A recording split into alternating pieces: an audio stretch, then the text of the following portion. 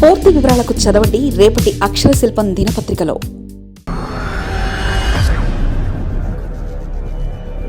రెండు రాష్ట్రాలకు కళ్ళక్కడల ముప్పు. కేరళ, తమిళనాడు రాష్ట్రాలకు కళ్ళక్కడల ముప్పు పొంచి ఉందని కేంద్ర ప్రభుత్వ సంస్థ ఒకటి ఆయా రాష్ట్రాలను హెచ్చరించింది. వాయుగుండం, తుఫాను, పెను తుఫాన్, సునామీ లాంటివి అందరూ విని ఉంటారు. మరి ఈ కళ్ళక్కడలంటే ఏమిటి అన్న విషయంలోకి వెళితే సముద్రంలో హఠాత్తుగా సంభవించే మార్పుగా వివరణిస్తారు. ఒక బందిపోట్లా దూసుకొస్తుందని చెప్పాలి. సముద్రం ఒక బందిపోట్లా దూసుకొచ్చి తీరును కళ్ళక్కడలుగా పేర్కొంటారు. ఎలాంటి వార్నింగ్ లేకుండా గాలులు వీయడాన్ని కళ్ళక్కడలుగా పిలుస్తుంటారు. హిందూ మహాసముద్రంలోని దక్షిణ భాగంలో కొన్నిసార్లు వీచే బలమైన గాలులే సముద్రం ఇలా అకస్మాత్తుగా ఉప్పొంగడానికి కారణంగా చెప్తారు. ఇలాంటి పరిస్థితుల్లో ఎలాంటి సూచన, వార్నింగ్ ఇవ్వకుండా వీచే బలమైన గాలులుగా దీన్ని చెప్పాలి. స్థానికంగా దీన్ని కళ్ళకడగా వ్యవహరిస్తారు.